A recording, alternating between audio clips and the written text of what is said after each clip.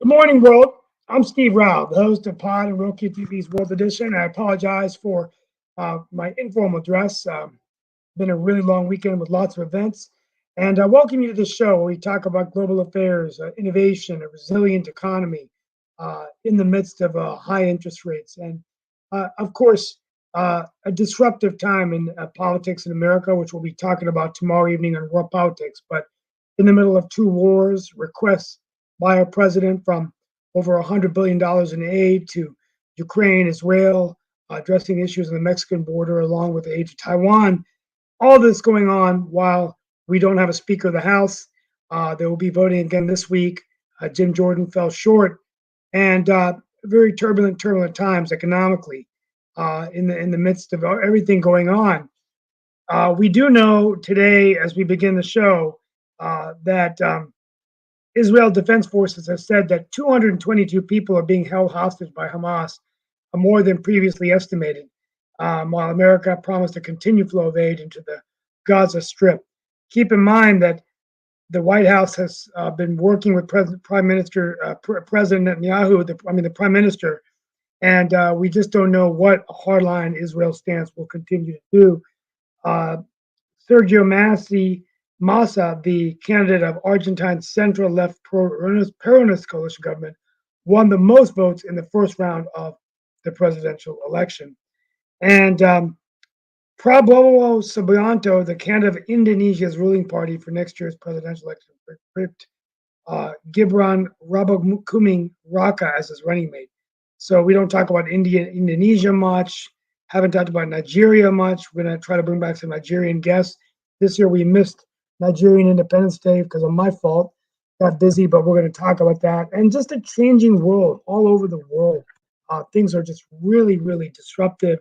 And we're going to talk about that today as we get to our last week of October, heading into November. And remember that 1 year from now, we will be getting down to the wire in the presidential race for 2024. Will it be Joe Biden again, victorious to the finish line? Will it be Donald Trump, who's the presumptive Republican nominee? Or will a year from now we be having presidential candidates that we're not even talking about? Which I personally doubt very much as the commentator on the show, but who knows? With that being said, let's get started. I'm going to bring on Mark Lee, our co-producer, and we're going to have an engaging, informative discussion today. And of course, Mark will be working on bringing in some guests. Bringing some other guests and everything. Actually, I think we have a guest in the world political lane on tomorrow, if I remember correctly, and all in that space. There might be a guest that pops in today, but I think they're in the health lane, but I haven't got here yet, so we'll see if they show up or not. But we definitely have Shaquille Latimer that is with us and all in that space, and I think Lee Newton Rhodes may be joining us at some point or another. But I did have a question for Shaquille, and we do have Lee Newton Rhodes with us, as I said, and all in that space, because we've talked about it before on the show, and I'd love to hear both your take on this as well as Steve's and a number of others, because I know a lot of times we talk about the global situation and all along those lines, and it does seem like there is a matter of political lanes and where people are in those political lanes, because I think you mentioned some of the things that are going on in other parts of the world, and I did see that in Argentina, a centrist has taken the lead, and they are facing a runoff vote. So apparently the far-right populist Javier Milei failed to win the first round of the Argentina presidential race. And I think you mentioned another race that was going on in that space with Venezuela and all in that space. So Shaquille, I guess my question for you is, are we going to see more of a nationalistic or a centrist view, not just here in the United States, but around the world? Because I know that you are definitely a student of international politics. I'm just wondering your thoughts around this, because it does seem like that is something that is going on, both the populist movement as well as maybe some people that are pushing more toward a centrist view. And I do know that you had that very powerful conversation last week with Kimberly and members of Australia, as y'all had a race as well. But I'd love to hear your take on where we are in that sense. You know, look, I don't know whether we're going to become more centrist or not. What I can tell you is, from my own personal experience and just my opinion, not representing any of the organisations that I'm associated with, I find politics quite frustrating. As I've said on previous shows, I'm not into politics. I know I've gotten into all sorts of skirmishes and debates about politics on previous shows, but I'm not interested. Actually, I don't like politics very much. The reason I pay attention to it is because I trade the finance markets. Right. I trade interest rates, trade the stock markets, and I have to pay attention to politics because it has an effect on the markets. And because of that, I became involved in the Chamber of Commerce, so representing small businesses and the certain things that they are looking for out of government. And I talk to both sides, the Labor Party, the Liberals, the Democrats and Republicans. I speak to both sides. And I think that the majority of people, and this may be my own bias, maybe the majority of people are not what I'm about to say, but I think the majority of people would feel that they're politically homeless because you see people who, for example, people who are centre-left, they would like there to be a living wage. They'd like workers to be treated well. They'd like reasonable holiday pay, sick pay, health benefits if you're in the United States. That's reasonable. There's not very many people on the centre-right that can't understand that. People on the centre-right say, hey, look, I'm trying to run a small business and I'm struggling because of regulations. Not that I'm struggling because I'm not making enough money, but I'm struggling because of regulations. I'm spending thousands of dollars every month on accountants and lawyers and all this stuff just to stay compliant. And I'm not a bad person. I'm not trying to do the wrong thing, but it really shouldn't be this hard. I shouldn't need to get this many licenses. And the people who are centre-left, whose children, are often going to get their first jobs working for small businesses, if it's not a big company like Walmart or McDonald's or something, the people who are centre-left say, yeah, we totally understand where you're coming from. And they're not against the people who are centre-right. Yeah. So I think that there is a heap of people who are looking at what's now being called the centrists or the moderates. I think that's actually where we used to be. Democrats and Republicans, mainstream Democrats and Republicans in the United States used to kind of be able to resolve things through negotiation, but not the way it's been described today. Today, it's been described as they're just giving something up and they're just, I'll scratch your back, you scratch mine. But that wasn't what it was before. Before it was, we're fairly close together, so I'll give a little bit on this issue, you give a little bit on this other issue, we'll be okay. And I think that's a real problem. I think it's a real breakdown in our society.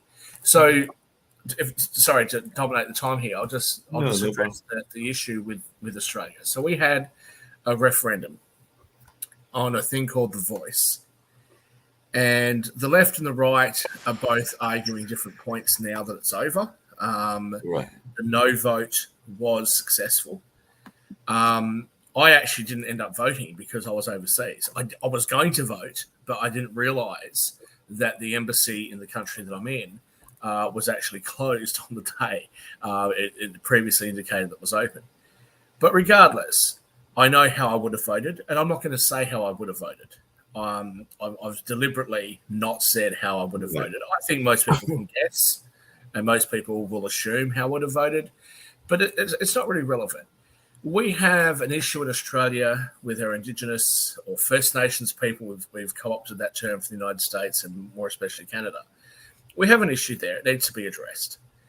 The issue isn't and wasn't about whether we should address the issue. The issue was whether what was being proposed was going to actually address the issue. And the way that most people in the country felt about it was that it actually put a particular race of people ahead of other people. It separated us by race. Now, we've had 44 or now 45 referendums in Australia. Only 8 of them have been successful. None of them have been successful without bipartisan support. Right. What was very interesting in Australia, because I think it's a reflection of what's happening in the United States, what was very interesting in Australia is that we saw Canberra, which is our equivalent of Washington, D.C., vote for it, and every other place in the country, every state and every other territory of Australia voted against it. We had over 60% of the population nationally vote against it. And really interestingly, the places that had the highest population of Indigenous people actually had some of the strongest no votes against it. They didn't want it either. So I thought that was very interesting. But who did vote for it? Well, who voted for it, as I said, was the Australian Capital Territory, so the ACT or Canberra, which is our equivalent of Washington, D.C. All of the inner city suburbs of Australia, and that was it. So if you take New South Wales, that's a suburb, that's the state, that Sydney is in. Sydney City voted for it. What used to be conservative areas in North Sydney, which are now what we call teal seats, I won't go into that, voted for it. And that was it. The rest of New South Wales voted against it. If we look at Melbourne, inner city Melbourne voted for it. The rest of Victoria voted against it. In Queensland, inner city Brisbane voted for it. The rest of the state voted against it. Almost 70% of the people in Queensland voted against it.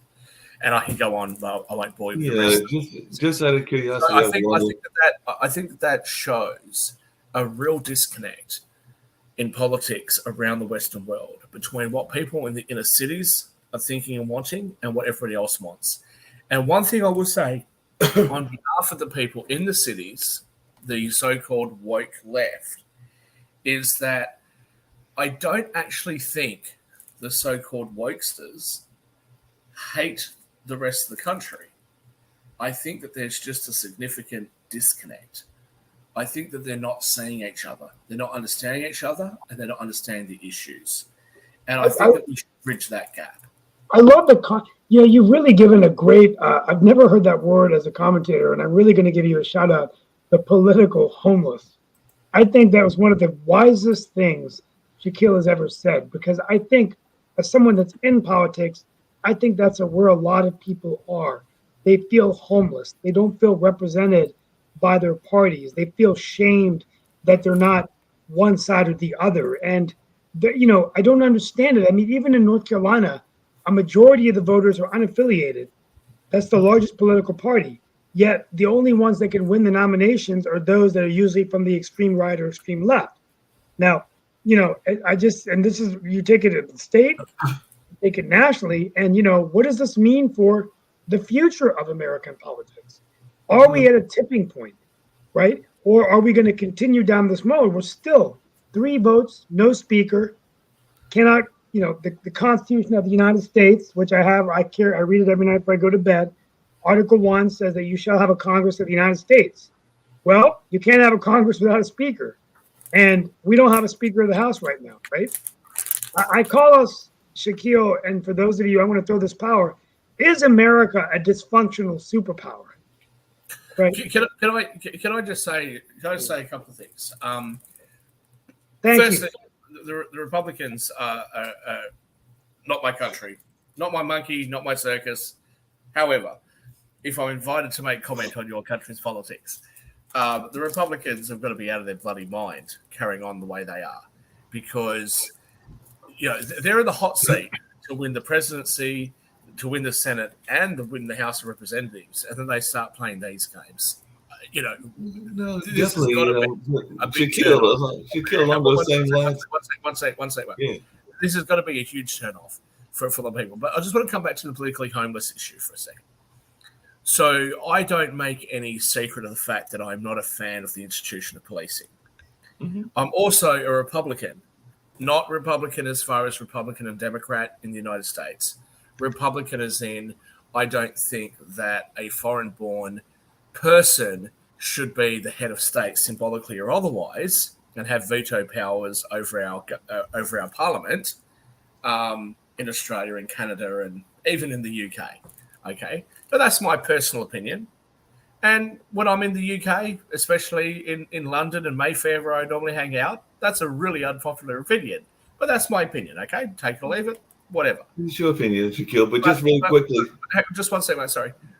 But what I do find is when it comes to certain issues, like, for example, policing, as much as I have some complaints about how policing and the judiciary works, and I've talked about it a lot on the show, in my support for the Innocent Project in the United States, etc., what the left has done is said, okay, we're going to defund police, we're going to have no cash bail, and we're just going to let people roam free. Well, what does the right do? Look at Australia. The right says, well, we're going to create a situation where, for example, in the UK and in New South Wales now, you don't have the right to silence. So in the United States, you can say to a police officer, I'm not going to talk to you. I'm pleading the fifth. I'm pleading the sixth. I want a lawyer. And that's the end of it. You can't do that in Sydney. You can't do that in Australia. You can't do that in Canada. In Canada, you're not entitled to have your lawyer sit with you during a police interview, right? My point being that when the right is in charge of law and order, they go really far the other way, right? Rudy Giuliani, who the political right in the United States commends, had stop and frisk. Mm-hmm. So that's going really far the other way. But what does the left do? They go really far the other way. And I think that the majority of people aren't supportive of either. There has to be a balance. There needs to be some balance of all the issues and some sort of semblance of normality. And that's what's not happening. And unfortunately, we get really divided. And Jatovi, who's on tonight, as everybody who watches our shows regularly knows, Jatovi and I are at each other all the time. However, on most of the issues, we mostly agree. We disagree on like some things, right? And we harshly and viciously disagree on some things. But on most of the issues, we actually agree.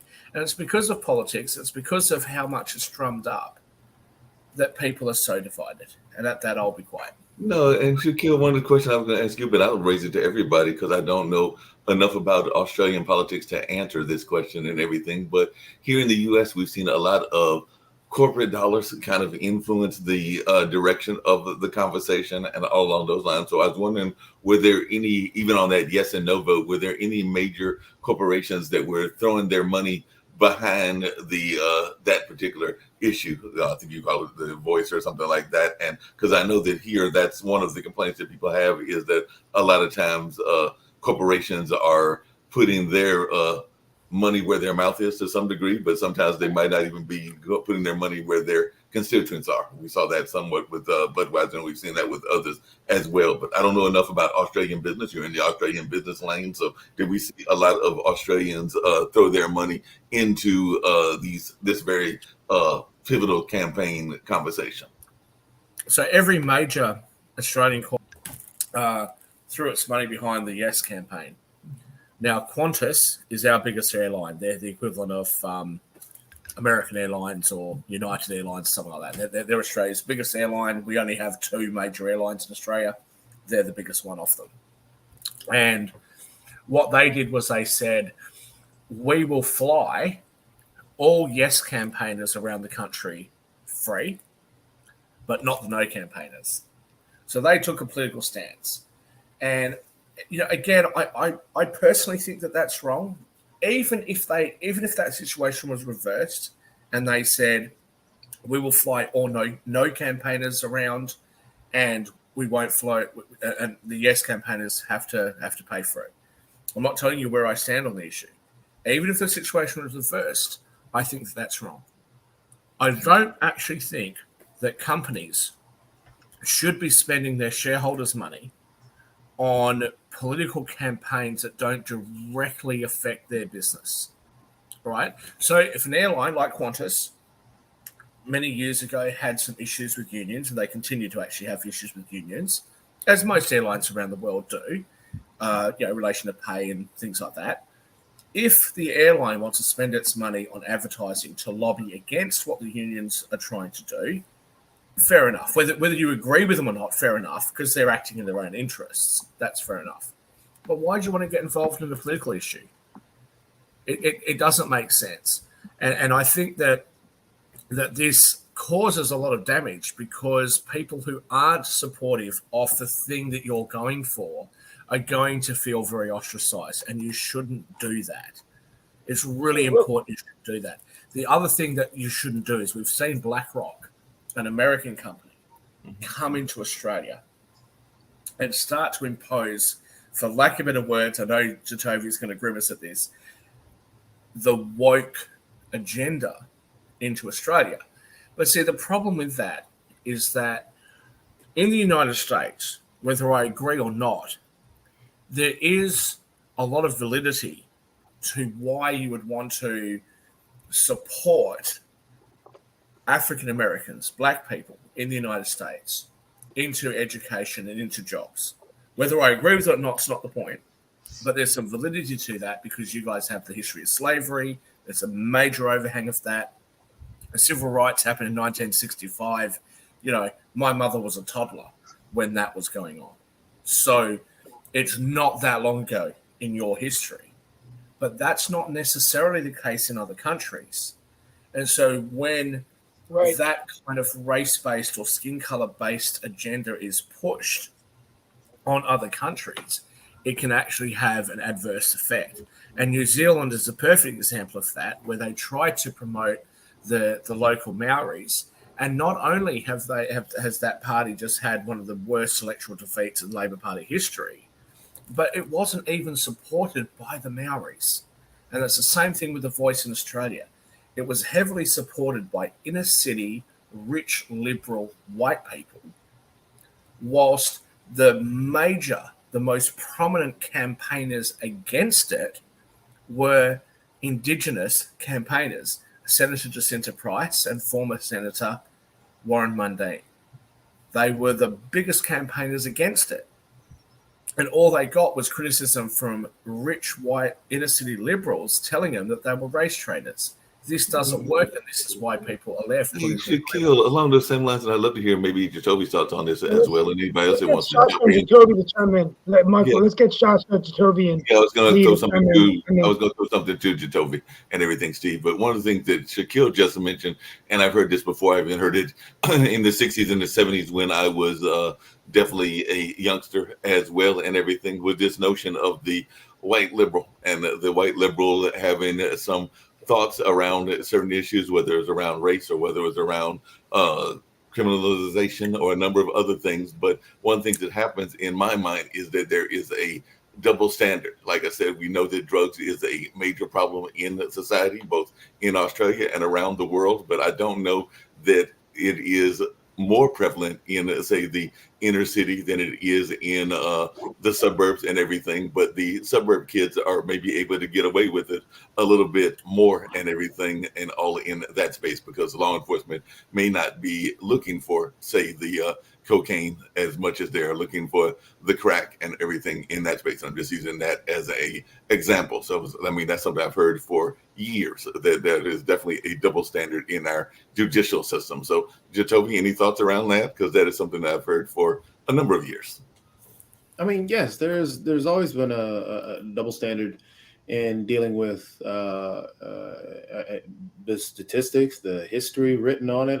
There's been well-documented proof in terms of the systemic racism within our justice system. I mean, we've always pointed out the history around the not only the unfair justice system, and hence just recently, I mean, that's where BLM came out of, was because of the injustices within the justice system, because of the way that the blacks were treated.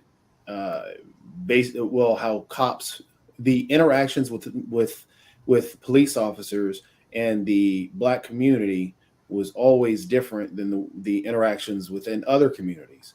So yeah, I mean, there's still a long battle and a long road that has to be taken, and hence the reason. And yeah, I cringe at the word woke because it has lost its meaning, and people use it just to fit a narrative at this point and not really an understanding of actually what the term is. The term is just being aware of what's going on. That's it. It's not about, hey, we're going to try and push whatever ideology or whatever ideology. It's not that. It's just being aware of what's going on. And that can be, we would want everyone to be quote unquote woke. And the irony behind it is that those who end up using the term in such a negative light always use it in a way and always tend to turn around. Well, you need to do your own research. You need to wake up. Well, so you want me to be woke. You want me to be aware. So it's just the irony of using that word. So, Hey, Jacoby, and I'm probably going to shock Shaquille by mentioning this and everything along those lines, but I hear what you're saying, and definitely I can agree with a lot of what you're saying in that sense. But do you think that we sometimes shoot ourselves in the foot when we kind of take a opportunistic view of some of these situations? I think about Al Sharpton and how he jumped into some situations and some press conferences. I'm now hearing that the BLM activist Sean King has been lying about claims that he helped free American hostages in Gaza. So I'm wondering if sometimes the publicity or the chance for publicity doesn't get us into some hot water as well. So I'm not a big fan of opportunistic folks that take those kind of advantages. it does. I mean, just say, if you take, for example, the BLM movement, for example, BLM, I mean, with the protests that took place, people jumped on the riots. Well, you know what the rioters were? The rioters were opportunistic individuals that went in. The looters were the opportunistic individuals that saw the chaos that was being caused by the protests, and then the riots took place, and so the looters went in and stole. They had nothing to do with BLM, but that's what ended up happening. Then you had there were some individuals who were higher ups in the BLM movement that decided, hey, I'm going to take advantage of this. Now I've got my 5 seconds of fame, and now I'm going to move on. It happened in the Tea Party. It happens in pretty much in a lot of these protests, especially recently, from, like I said, the Tea Party, the Occupy Wall Street. There are even times in the Middle East with those uprisings that have happened. Yeah, when people see opportunity, yes, there are people that try and take opportunity. It's not effective. That's the problem, right? It's not effective. So, for example, riots are not effective. I will personally sit there and say, and as I have done on many other shows, sit there and talk about the problems. The reason I'm a supporter of the Innocence Project in the United States, the problems with DNA testing, the problems with how predominantly black people and Hispanics were treated, 30 or 40 years ago. But then let's take the Palestine-Israel conflict. Okay. I personally am not going to take a position on whether Palestine should have more land or not, because I'm not familiar. I don't have enough experience or knowledge in that geographic area to make a comment on it. So what I will say is, if somebody genuinely believes that Palestine should have more land and that Israel has unfairly taken land, and from what I understand, that doesn't sound accurate, but if that is somebody's position, I think they should be fair to advocate for that. However, what we have seen since this latest atrocity has occurred, what we have seen is appalling. And if you happen to be somebody who wants to advocate for Palestine to have more land, okay, for people to be supporting at US colleges, supporting the death, the maiming, the torture, the absolute inhumanity that has been leveled and done to the Israeli Jews, I'm not going to support your cause. When we saw in Sydney people out the front of the Opera House, not just one or two people, but a big group of people saying, F the Jews, kill the Jews, gas the Jews. I honestly, because I knew that was going to go out on the international media, I sat there and I was with my Muslim side of my family. And we all sat there and just put our heads in our hands and just went, oh my goodness. So I think what you're We were so embarrassed. And let me just finish. So when any movement wants to draw attention to its issue, you devalue your issue, you make yourself less credible when you engage in this type of activity. Now, the accusation at the time was that Hamas had gone in there and beheaded babies. Beheaded babies. I don't care what side of politics you're on. If you are going to advocate for that, you're not going to get my support. You're not going to get anyone's support. And I've been absolutely shocked and stunned and horrified to see Western universities and Western media and Western generally left parties actually throwing their support behind that kind of a movement. so We can have political disagreements. We can disagree on tax And rates. We can that disagree is, on things, but that is not okay. I think Guys, what is if going you wouldn't on- mind, I'd like to get. What were you saying, Steve? I want to get Sorry, Sasha Steve. to say something. I'm trying to get Sasha to say something because he's been there for 30 minutes, not saying a word. So could we just get going, Sasha and Lee? As well as Lee. As well as Lee. Lee, So I'll please. be quiet. Sasha first, you, and then Lee, and then we also need an update on Ukraine. But Sasha, sorry to keep you waiting so long. All what I can say is that the last 2+ weeks show that anti-Semitism is well alive and prospering around the world.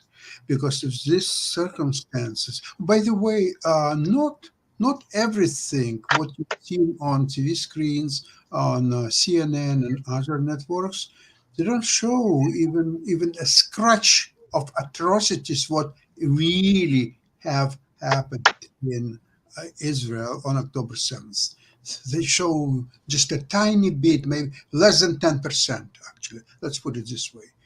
So anybody who supports and saying that, well, yeah, maybe that's not right, but they have their grievances, they have their motives, they have this and that, it just doesn't make any sense. It's just continuation of anti-Semitism. It's the same thing as Hitler. Hitler would say that, well, I mean, we try to do the right things because the Jews did so many wrong things, so now we want to correct it. So we will kill 6 million Jews, and so we'll go from there. No, my friends, the Holocaust will never happen again. I can guarantee you, it's not gonna. Sasha, can I just very quickly say to you? Let me tell you again. Half my family Muslim, the other half of my family Christian. Let me just say to you, when it comes to the feeling of anti-Semitism, I totally understand why, especially the Jewish people, would feel that way.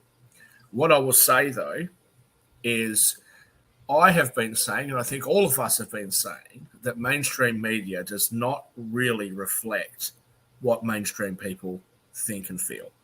And I hope that the Jewish community gets some solace in that, because I personally can tell you that I know 0 people who support what has happened, and I know absolutely nobody who is sitting there cheering on what has occurred or what's been reported to have occurred over there. It is an atrocity. It is wrong, and I don't care what side of politics you're on. What has happened is an absolute disgrace. It's inhumane, and the entire world needs to put a stop to this before we have anything that resembles what happened. Well, Shakil, I agree with you, and thank you for telling me that. The problem is that it's not well-minded people who definitely would not support these atrocities by any stretch. they don't dictate the policy of the media, the social media, the demonstrators in all around the world, if you will, including Sydney, including Toronto, by the way, too. In Toronto, police ask the Jews to stay home as much as they can, not show on the streets. Now, many of my friends, by the way, they're applied for a license to have shotguns and so on, and I'm considering that as well. So you see, it's very different situation. So these people who are demonstrating and who basically own the narrative of social media everywhere from Facebook to TikTok to just whatever. This is unfortunately what's happening, and mostly their narrative is false. Sometimes it's outright lie. Look at what happened with this hospital, that they claim that Israelis bombed the hospital, killed 800 people or so on. Apparently, it's all true. You know what? It's all true except a couple of things. Number one, it was not a hospital. It was a parking lot near the hospital. Second of all, not 800 people were killed, but probably 80. Number three, it wasn't even an Israel weapon. It was the other terrorist group, Islamic Jihad. We come towards the end of 2023. I'm my heart breaks to see that the world is going down this path. And let me just give you one small bit of hope, though. When Brenda, I'm not going to name him, when that complete asshole from Australia came across to New Zealand and shot and killed 50 or 51, 52, whatever it was, people at the mosque in Christchurch, New Zealand. The next day, or the next time that the people wanted to go to that mosque, there were a bunch of Christians that came to the front of that mosque and stood guard so that the Muslims could come in and worship their God. There was a church in Rome. There was an earthquake and the church was fractured. Muslims from the Middle East, at their own expense, flew over in order to try to help to fix that church. You don't have to be, my point being, you don't have to be of the same religion, but you can call out what's wrong and you can stand for what's right. And unfortunately, those people that will stand for what's right aren't being shown very much in the media. But I hope that the Jewish community knows, deep down knows, that the majority of people are on their side and the majority of people are horrified at what we're seeing. This is a paradox. I agree with everything what you said, but then you turn on the media, including social media, and you see a heavy disbalance in those people who screaming death to Israel and kill all the Jews or so. They are in a huge majority, and those well-minded people that you just described, they're unrepresented anywhere.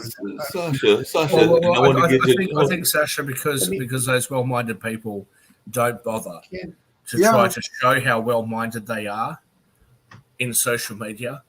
Those well-minded people, like for example myself, I rang every Jewish person that I do know, and I don't know very many in Australia, but I certainly know a lot in Northern America and the United States. I rang every Jewish person that I know and told them, every Jewish family, and told them how I felt and that they had my support. Because I think that means a lot more than putting a little symbol up on my Facebook or putting some sort of thing up on my social media. Thank you. Lee, I was going to let Lee go ahead first. Just real quick, thank you, Toby. One thing to Shaquille, one thing to Sasha. Sasha first. You're comparing what these people did on October 7th to Nazis. In a way, they're worse than Nazis. Nazis did not broadcast what they were doing. If anything, they hid it and denied it.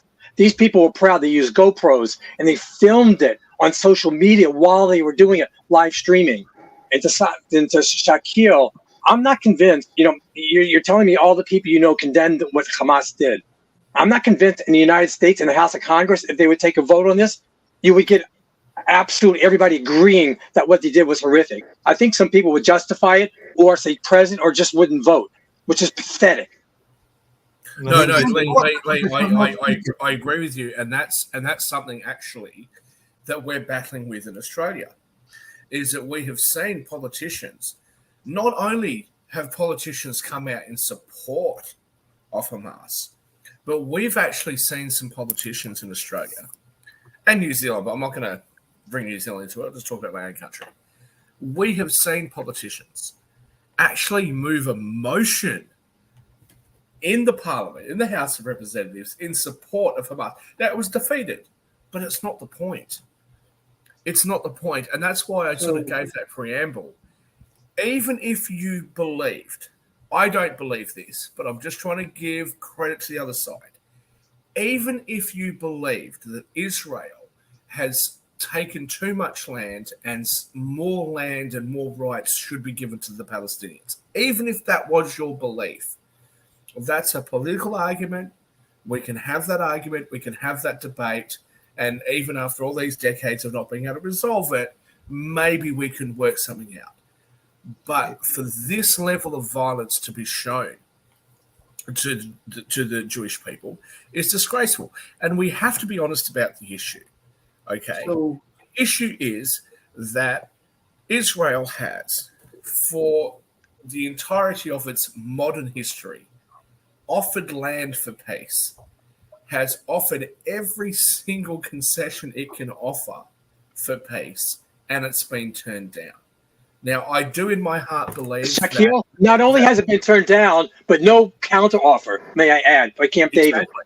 Exactly. And I do in my heart. Let me jump in real quick. Let me just finish this point. I do feel very, very sorry for the innocent Palestinian children that are just born into it. I do feel sorry for them.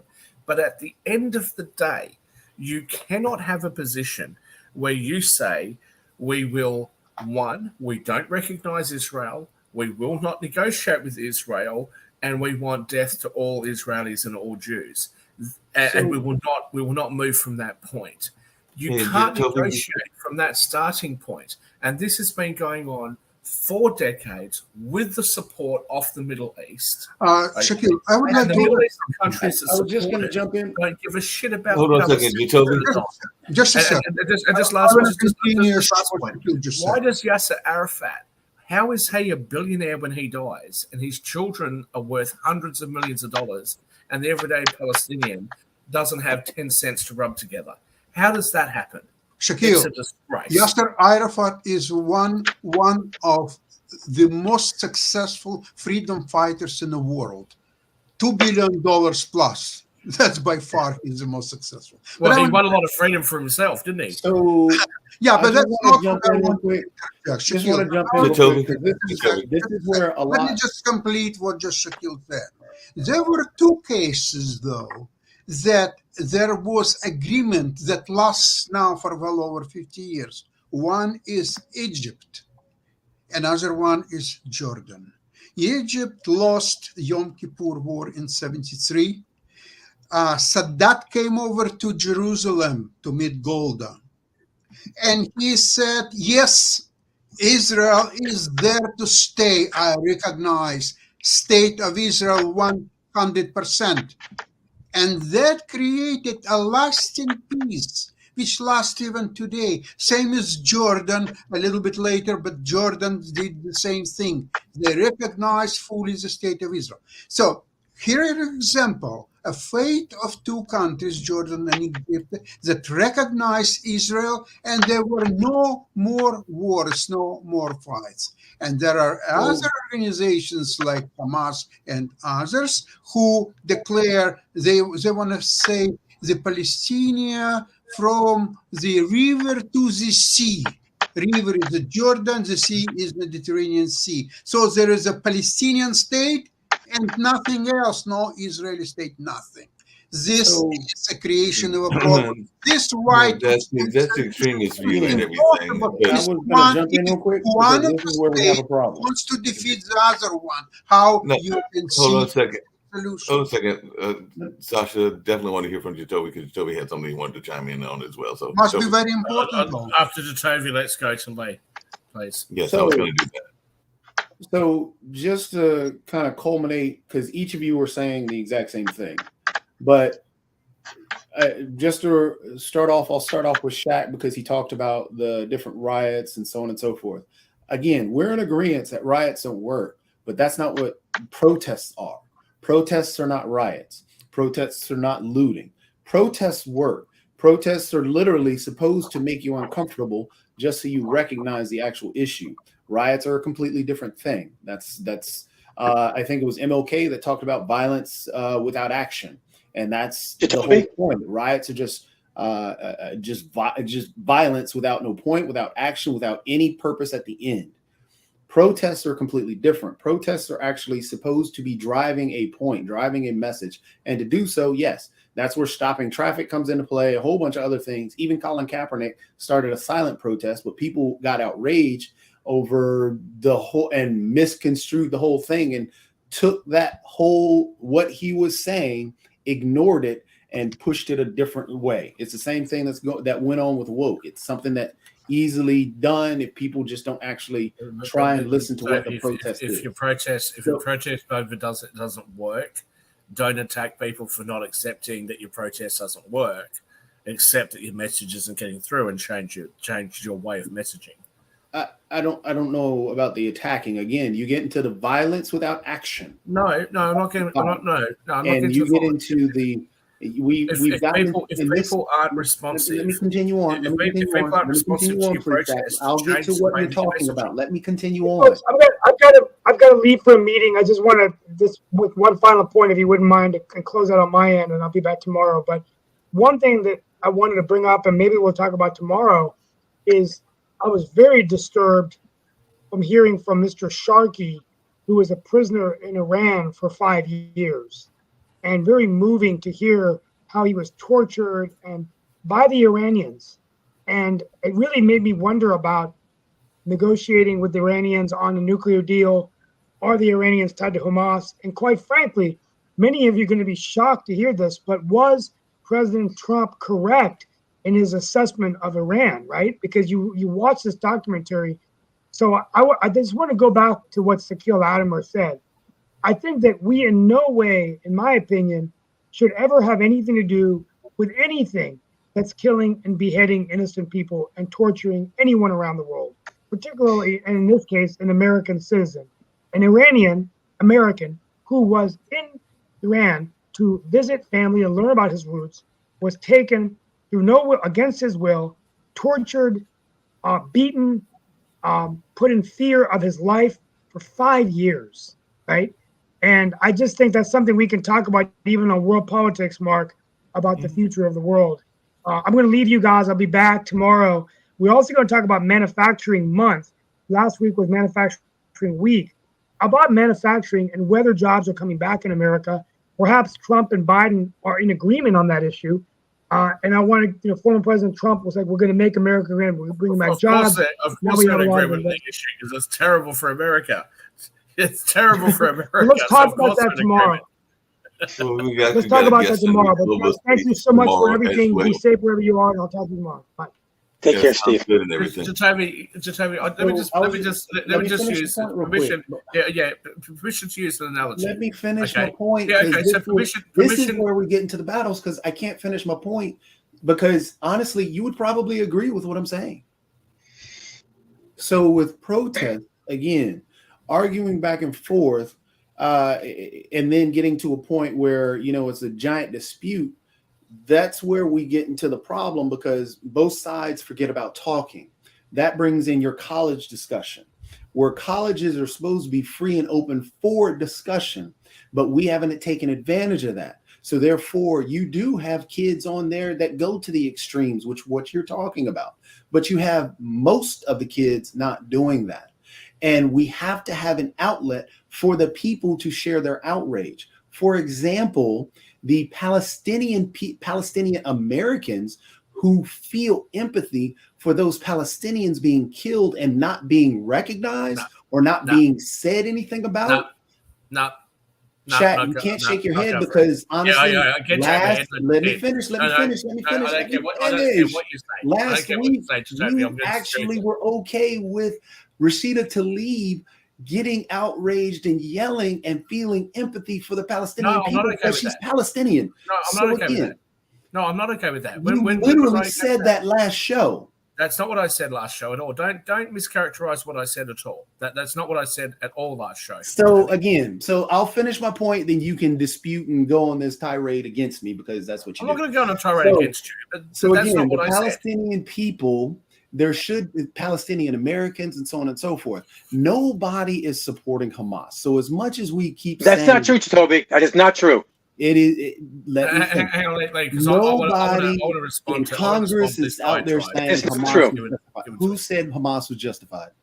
Right, I just Googled 30 seconds ago, waiting for Talib to call out Hamas. And there's She did. I printed it out last week. You did not. So Let me again, respond. she Okay, have you called finished your point She yet? called Have you out the finished your point yet? killings. So nobody was against. Nobody is supporting Hamas. Everybody has called them a terrorist organization. Everybody has said this is bad. This is not Hamas. The individuals that you're pointing out, Rashida Tlaib and so on and so forth, the Palestinian Americans, they're trying to say, look, there are, as Mark pointed out last show, there are 5,000 plus Palestinian Americans killed in comparison to less than 200 Israelis killed. The numbers are irrelevant. Now, and when you say numbers are irrelevant, you're saying that the lives of the Palestinian people are I didn't say irrelevant. that. No, I said numbers are irrelevant in terms of blame. Are irrelevant means that those who died are irrelevant. I'd like to I didn't say that, and don't put words in my That mouth. is what the Palestinian people are trying to Jacoby, tell you have mischaracterized. Where were the protests on October 7th by the Palestinians saying we're better than this? This does not represent us. Where were the protests before Israel took any action whatsoever and within Gaza? So you are asking for the individuals who have guns pointed to them and that are being Or even the murdered. congressman, or where's Talib? Where's Talib on October 7th? They have Because talked something was about said the about me, and I Palestinian want to people respond to and the struggles of the about it, Palestinian because I people. want this on the That record. is what they have complained about, and Jacoby, nobody has Jacoby, listened. And then when Jacoby. people sit there and jump down their throats Jacoby, for saying the Jacoby. Palestinian people are being are Jacoby, within Talib's district now, this lady, this Jewish lady, was stabbed to death on Saturday. I'm waiting for her to call it out and come to the family and funeral. I'm sure she probably will. But again, also Yes. there was a 6-year-old Palestinian boy who was also killed. So And everyone with a good conscience called that out. Everyone with a good conscience called that out. That's disgusting. You cannot just Not jump acceptable. and ignore.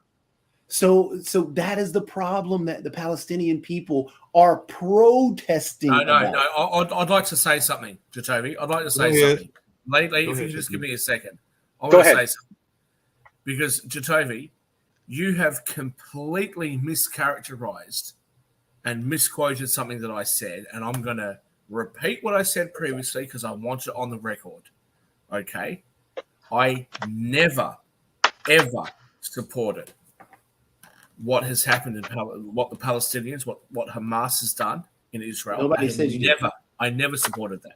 Nobody said My that. previous comment about Talib Shabbat, what I had said, Rashida Tlaib, what I said was, and this was prior to her jumping on a stage and doing her, fake crying support for Palestine.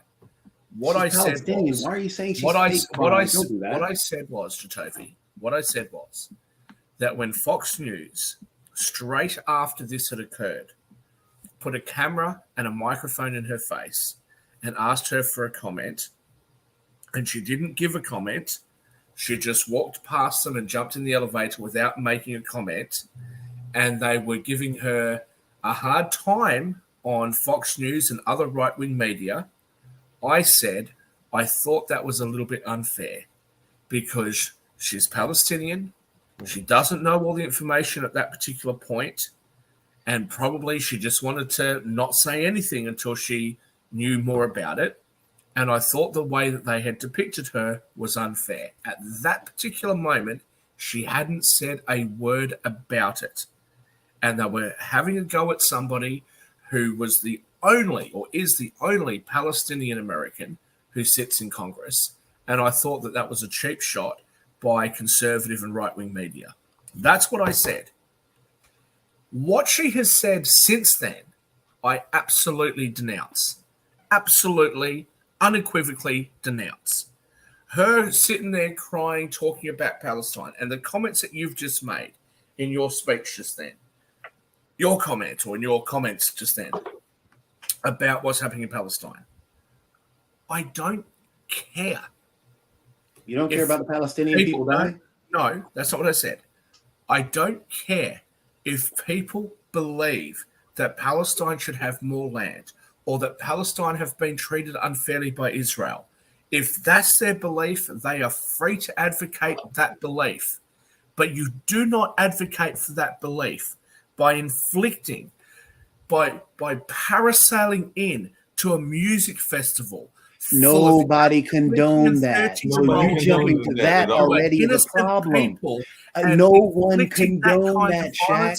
That's not how you prove, condoned that. Is not how you prove your point, Jacoby. Nobody condoned that. Now you're saying, are you saying that the Palestinian people are the ones that committed that crime? In the same way, Jacoby. Are you saying the Palestinian people are the ones that committed that crime? They're the ones that voted them in.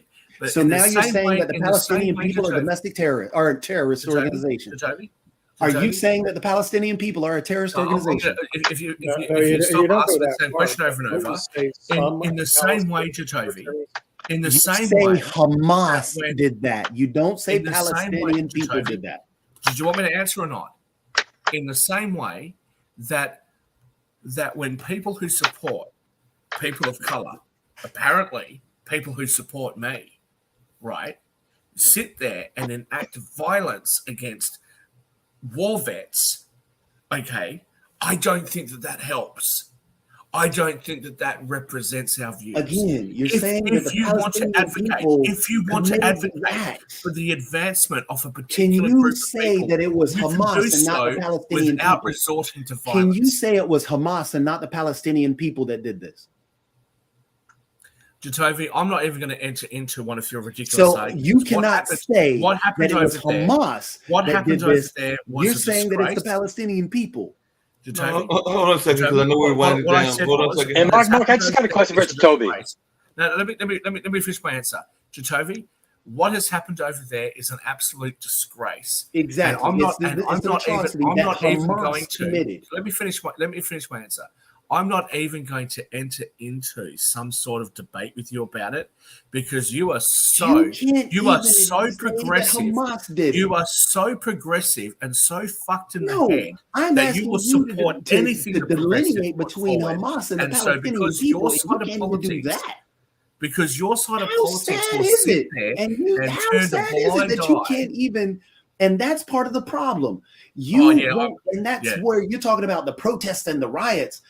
They're separate. No, we're talking about Israel. Palestinian people and we're Hamas. Talking about Israel. Separate. We're talking about Israel and the Jewish people and the disgusting thing that's just been. Yes, it is sad what happened to the Israeli people. It is sad what is going on with the Jewish people. It's not sad. I can say that. It's not sad. I can say that it wasn't all the Jewish people or all the Israelis that went in that have been going back and forth with the Palestinian people and in Gaza Strip. I can say all this.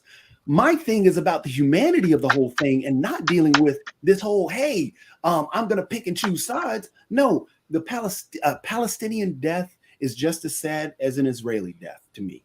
And that's the way it should be. And we should be focused on trying to support the people that are there, Israeli and the Palestinian people. As Lee pointed out, it's hard. Lee wanted to ask me earlier, why didn't the Palestinian people uprise? But because it's hard when the group in power murders everybody around you. And so what are you going to do? What are you going to do? So again, the Palestinian people.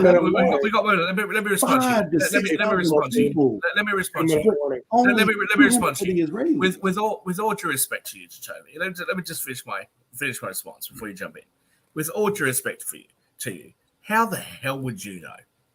You are an American sitting there in the luxury of America. You are Australian, so please don't play that card. Yes, I am Australian. That's right. I am Australian Yep. British and British. Okay. And I've Where'd you grow up? traveled, to a lot more countries than you have. Oh, so great. how the hell So would how you know? do you know Because you what were I trying know? to compare what happened How in do Palestine you know and what I Israel. know? So let's You were cut that trying to already. compare what happened in the Gaza Strip to your experiences as an American. No, Okay, I'm not I don't comparing it to need to that. be Jewish. You haven't I even don't need tried to be compare it Muslim. that. I don't You need to be tried do Palestinian. all I don't this- need to be Israeli. How do you to say know? that what That's just the problem, happened? Shaq. What has You just cannot happened do is how a do you fucking know if disgrace. you're And not if there you as well. can't see that, my friend, you realize if you I can't have see some that, there. you're beyond and redemption. Jacoby. Hold on. Everybody has said that it was a disgrace, including Jacoby and everything. So I haven't heard anybody say that it was something that was a good action or that it was a positive action anywhere on this. Mark, in fairness to Jacoby's point. We got to get ready to go to Economics Monday. I was going to bring up just really quickly, and we can talk about this. I think we have a guest Well, hang on. on What tomorrow positive, and what everything. positive But point? there has been What positive point do the Palestinians have? I'm really curious about that. Say When, what? when you say, "Oh, there wasn't a negative or a positive point," what positive point did Hamas have? I didn't say that In Hamas their had a actions. positive point. Hamas had a positive I didn't point. say Hamas had a Ridiculous. positive point. Nowhere in that conversation did I say that. Toby, you bring a false equivalency when you talk about what's You happened to the keep Palestinians. saying the That's what you've Palestinian done, people. and you try to All compare I'm it asking to is your for you own to domestic separate it. race-based politics, and it's Again, a ridiculous I argument. literally It's a have ridiculous friend there argument. that I cannot It's a find ridiculous in argument. Israel. And She has been in Israel personally, for a while. I So hope don't tell me what that I in know your and what I dying don't know. breaths, in 50 years from now, Oh dear when Lord, you're gasping, Shaq, be down quiet, your be dying quiet. breaths, Lee, then can you're you go ahead? ashamed of what you actually Lee, said. Mark, Just to your point, real quickly, in terms of you said you don't know anyone who's there's those that are condemning it, which is a lot of people. You don't know anyone who's commending it. If you're not condemning it by your silence, you're acquiescing that it was good. So you have to call out evil for what it is. Wrap up and Just everything. to that But Lee, point, real quick. we got to wrap up. But Lee, one thing I was going to ask, and I don't know if y'all have been watching this, but there has been a number of Jewish voices for the Palestinians that have actually been protesting, including in Congress, and they've actually been supporting the Palestinian movement. There's been a whole Mark, a lot of people feel for the Palestinian people. I feel horrible for the way they're treated by Hamas and by the PA and what's going on there. The civilians there, the innocent civilians, I feel horrible for them. And every death of theirs is horrible and brutal, and it shouldn't happen.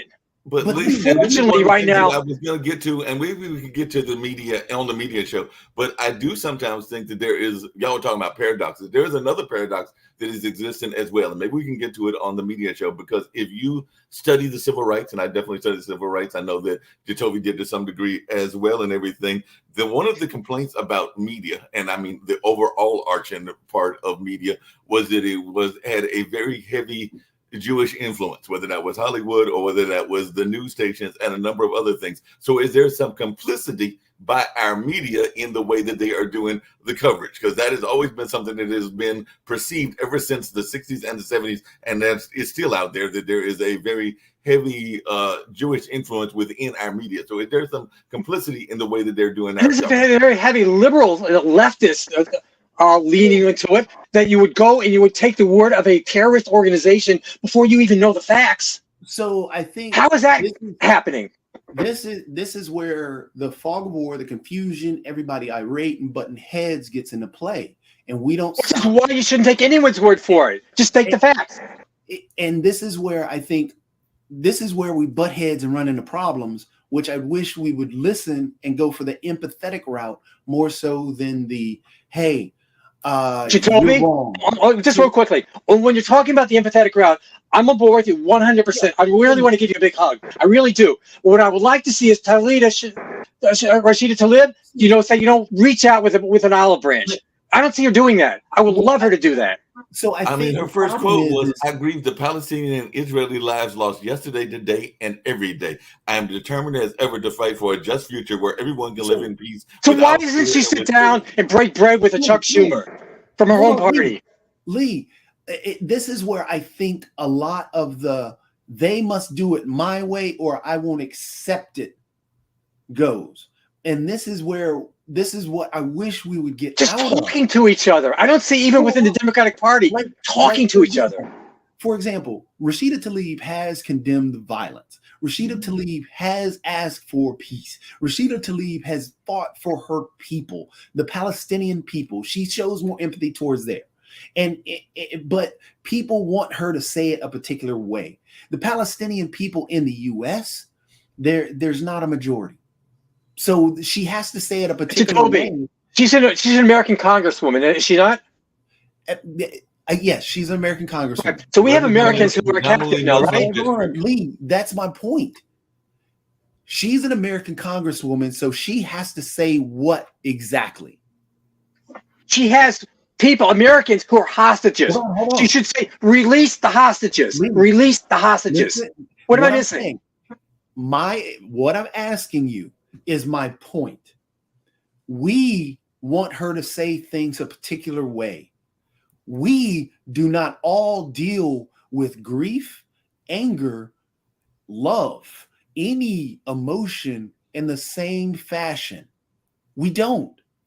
But we are asking her to say it in a way that appeases us. Forget about saying, do it. We'll advocate for the hostages, period. They're Americans. How do we know that she does not do that? And how? Because all we're taking her. That's a great question. And as congressmen or congresswomen, they should do stuff publicly so people know, so there's no confusion. But the stuff that she's done publicly has been taken the wrong way. And we don't know what she's doing behind the scenes still. So that's my point. That's a fair point, Mark. That's exactly my point, is that we jump on these people and want them to say it and don't want them to say it a particular way and don't empathize with what's going on in their lives. And this is a problem within, our society today. We don't know if the person walking down the street that we just passed by just had a death in the family. We don't. I hear your point, but there's an expression in English. If you can't stand the heat, get out of the kitchen. If you're in politics, you have an obligation to make it public. But you have an obligation to make it public, but you have an obligation to at least be alive and be present. And with the toxic nature of media these days, I don't know that you have necessarily an obligation to make it public these days, because a lot of times things can be, as Joey just said, misconstrued, misinterpreted, and a number of other things. And there's a lot of silos out there, like conservative silos. No, Mark, that's all valid, which is why I suggested she should sit down with someone like a Chuck Schumer, even for her home party, who are in this particular issue. I think we don't know that she has it. We don't know that she has it. He hasn't done it publicly. Check this out. Remember way back when the infamous thing that the right wing took to the nth degree was Barack Obama having a beer summit? Wasn't that what we're asking her to do with Chuck Schumer? And now do you think that... I think that's a great thing. I think that I told you last week. That's one thing about Obama that I liked. Hold on. How much of a bad thing did that play in the press at the time? Well, but next thing he made a stupid comment, though, about the police acting stupidly or whatever, which he shouldn't have done. No, but it's true. Why can't you be honest? He didn't have all the facts, but the idea of them calling people to sit down together is admirable. And this is where, again, you jump to the BLM movement, you jump into what Black people have been chanting and fighting for. Heck, you had not just Black people, Jewish people, and other people also. I'm talking about this one situation.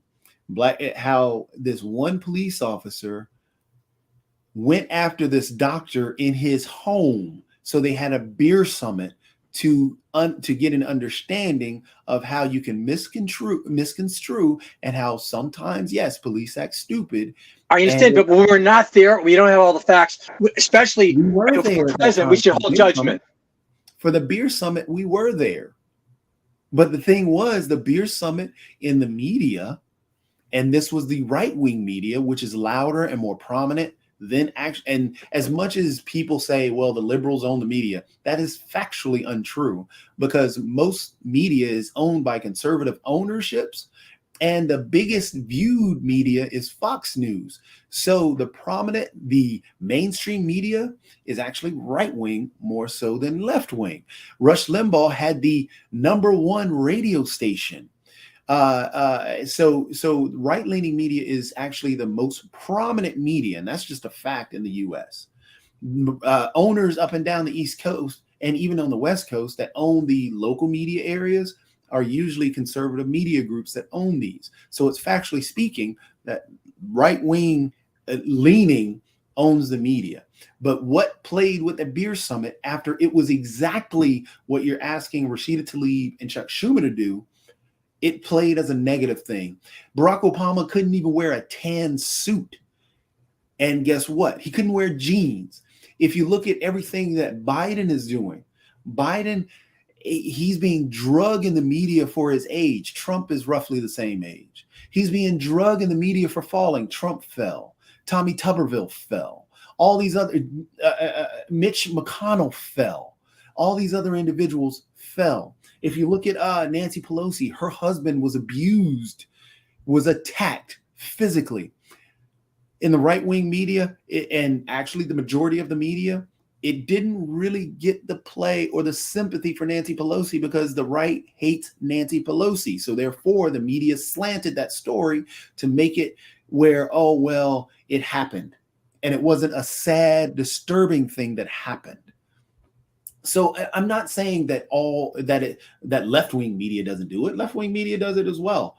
But the far left, not the major middle ground that holds most of the media, does it on the right wing. It's the same thing with power. When we get into the, oh, well, both sides are equal. Well, there is no Marjorie Taylor Greene equal on the left wing. There is no Lauren Boebert equal on the left wing. I mean, Rashida Tlaib is Palestinian. What is her big extreme? She wants a two-state solution for the Palestinian people in Israel. That's the furthest thing you can go from left wing, but that's been the whole thing for the U.S. for a while. That's what they've stood for. She wants peace in the Middle East, just like everybody else wants. Her big extreme position, oh, the Green New Deal. Well, most within the Green New Deal, if you take out the terminology or take out that buzzword, everybody wants what's on the inside of that, or the majority of the people want with it. They've done the stats on it, the polls on it, the different things and pieces that are in there. But we get sold on these buzzwords from the media, and it takes it out from there because it's these things sell. So again, to get back to the Rashida Tlaib and the Chuck Schumer, we wanted her to say it a particular way. The media played it as what Mark said got ignored. That was what she said, and that was condemning all the stuff. She didn't say it strong enough. Well, she said it. I mean, dear Lord, she said it her way. Let's allow her to speak her words, and let's listen to those words and then discuss from there, and not just, hey, let's fight because she didn't say it away. So now you got to walk on eggshells. If one of those breaks, I hate you for life. And that's the way we're treating Rashida Tlaib. That's the way we're treating AOC and the others that are there. And that's what gets played in the media. And that's what gets put out there. Oh, they didn't say it this way, so we got to hate them this way. That's not right. We have to be agitated at what's really bad. So when Trump jumps out there and shares a video where a dude says white power, and then Trump gets called out for it, and he says those are great Americans because they support me. They're yelling white power. We should be upset at the president of the United States sharing white supremacist material. That's something to be agitated about and upset about, not Rashida Tlaib saying, I want peace, or, I have empathy and I have sympathy for my Palestinian people and the Israelis who are being killed and murdered here. We shouldn't be mad at that. We should be okay with that. But no. I just want to make one comment. First of all, thank you for sharing your views. We have to continue to another show. Last week in New York City in Times Square, there was a rally to bring the hostages home. Among the people that spoke was New York City Mayor Adams. If you haven't seen his speech, you need to see it. It's an amazing speech. I don't know who wrote it. I don't know if he wrote it. It's amazing. His words, and from his heart. You have to see his speech. And it's worthwhile to play on the show if you can.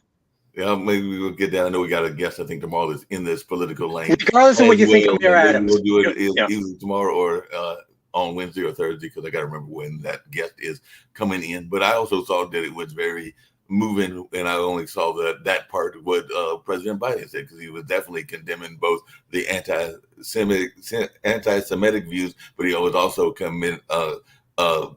pushing back against some of the anti-Muslim views that have also been put out there as well. So he did that in his like fireside chat that he was doing. It was interesting when Sasha said that the Jews in Canada are being told to stay home, but the Muslims aren't. Like, where's the imbalance there? There's an imbalance there, and I know he's brought up the way the synagogues are threatened, but I would argue that they're probably even here in Durham, because I want to say that we've got 3 mosques that I'm aware of and everything. It might be more, and I'm imagining that they are probably on high alert as well because of some of these attacks that are going on and everything. So I imagine that they're on high alert. I meant to ask, because when I go to work at my cultural center, there's a Muslim brother that sells the oils and everything, and I meant to ask him his views, and I may do that at some point this evening if he's still there and everything. But I imagine that they are on high alert just like the synagogues are.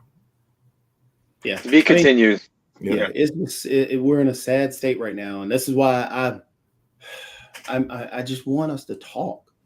I mean, just go back and forth, just discuss. Like, Lee, this is, again, I love talking to you.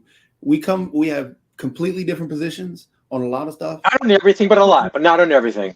But we talk. Yeah, but we talk, and that's what it's supposed to be. This right. I think most hate in this world is because people just don't talk and they misunderstand. It's about misunderstanding, and I definitely agree with you. Ignorance brings bigotry, ignorance brings racism, and that's what it is. If we are ignorant of each other, then at some point I'm gonna see you, I'm gonna imagine you in this dark room, and I'm gonna run from you. And that's not the way it's supposed to be. Yeah, not at all. Able to say, hey, what's up, Lee? Come on to Thanksgiving. Let's hang out. Well, we just had an invitation from Jacoby to leave for Thanksgiving dinner. We'll see if he got it for Thanksgiving dinner and all on those lines. So on that note, we're going to get on out of here. You guys have a good day. Economics Monday, and we've got other shows going on. I do put the link in the chat if folks want to jump on over there. Take care. God bless you.